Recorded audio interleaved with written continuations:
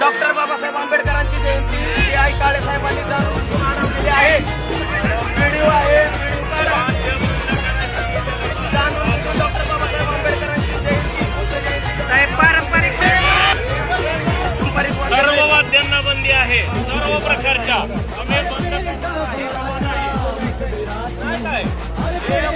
हे बंद म्हणजे बंद.